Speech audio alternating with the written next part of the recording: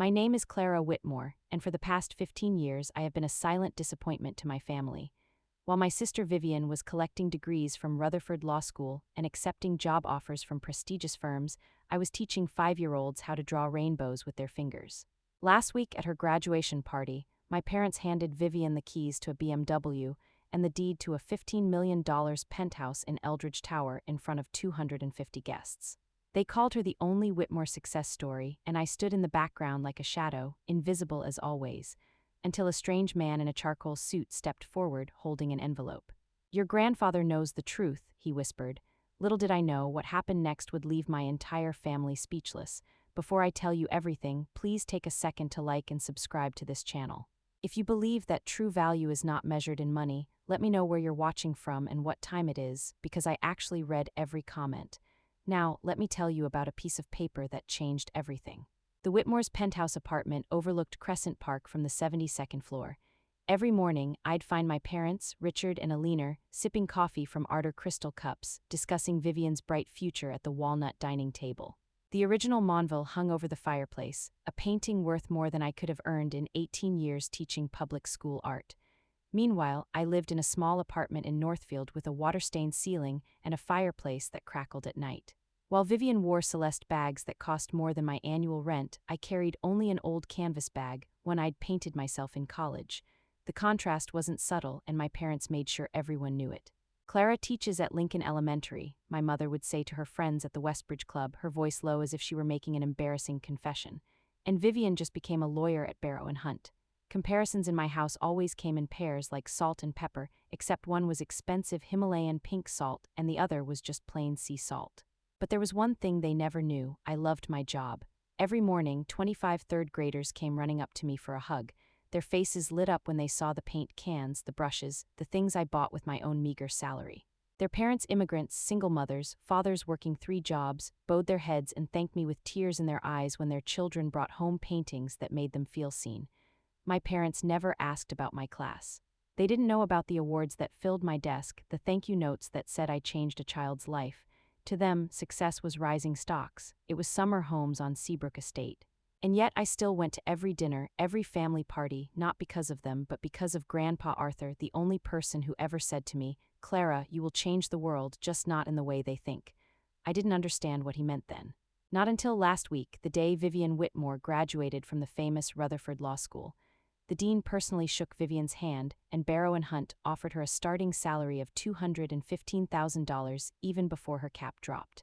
On her wrist, the Valmont watch, a graduation gift from her father, was worth more than my annual salary of $42,000. She was 28, 4 years younger than me, and already had a portfolio that would make many CEOs jealous. Vivian's LinkedIn page read like a modern-day fairy tale: graduated with honors, summer associate at 3 Fortune 500 companies, 2 research papers published in the Rutherford Law Journal, and my profile: art teacher at Lincoln Elementary, believes every child is an artist. That week, my family group chat turned into a shrine to Vivian's glory, photos, congratulations from senators and CEOs, a video of her valedictorian speech. My message simply read, "Congratulations, Vivian." The response, a heart emoji, nothing more. What that conversation never revealed were the 8 National Education Awards sitting quietly in my desk drawer. The Teacher of the Year award I'd won 3 times, the art therapy program I'd built from scratch, now serving over 500 children with disabilities. I'd never told my family because, by their standards, it was worthless. The invitation to Vivian's graduation was printed on paper thick enough to be used as a weapon. Silver lettering gleamed, in celebration of the extraordinary achievement of Vivian Whitmore. Underneath, in my mother's handwriting: "Clara, dress appropriately. I wore my best dress, a simple black one from a discount store. Vivian wore a $700 custom-made Avenoir dress. Some things never changed. All my life I had asked myself, why can't I be like Vivian?" That question followed me like a shadow. When I brought home an A-, Vivian skipped 2 grades. When I won a state art award, she got accepted into law school at 17.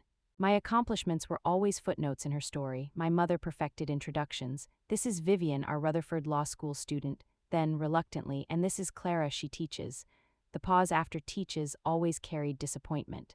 "I chose teaching because of Mr. Yamamoto," I once said, my high school art teacher who found me crying. "Some people build skyscrapers," he told me. "Others build souls. Guess which one lasts longer?" I chose souls. My parents wanted portfolios. The wall of family photos told the story.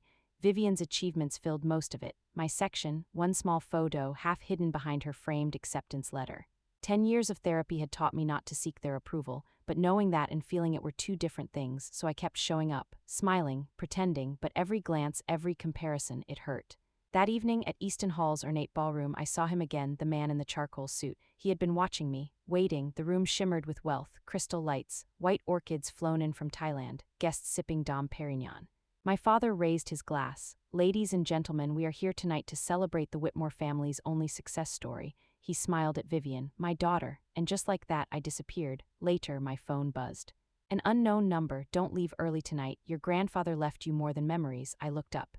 The man in the charcoal suit raised his glass slightly. Everything was about to change. Minutes later, my father announced a surprise, a Tesla Model S Plaid. Then my mother revealed a $15 million penthouse. The room erupted in applause, and then they called me on stage. "Clara," my mother said sweetly, "we just need you to sign this renunciation. It's a formality." A Mont Blanc pen was placed in my hand. "Just sign," she whispered. The room watched, and then a voice cut through the silence. "I must ask you to stop." Henry Callahan stepped forward. "My name is Henry Callahan. I was your grandfather's lawyer." The room froze. "I am here as executor of Walter Whitmore's will," he said, "and the administrator of the estate you have hidden for 10 years. My father's face drained of color. Henry held up a document. "This is the real will." Silence, then chaos. He revealed everything, the hidden copies, the destroyed original, the deception. And then he turned to me.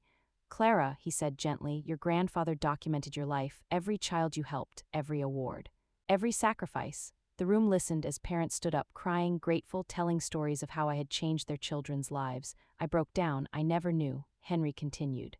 "Your grandfather chose his heir not by wealth or titles, but by impact." He opened the will. "My entire estate shall be passed to my granddaughter, Clara Whitmore." Silence, then everything changed. For the first time, my family saw me, not as a disappointment, but as someone who mattered. A week later, I stood in the Whitmore penthouse, not as a shadow, but as its rightful heir. I founded the Whitmore Foundation for Art and Education, giving children a voice through creativity. My father learned to listen. My mother learned to see. Vivian learned humility, and I finally understood what my grandfather meant. You will change the world, just not in the way they think. If this story touched you, take a moment to reflect. Someone out there is still waiting to be seen, and maybe that someone is you.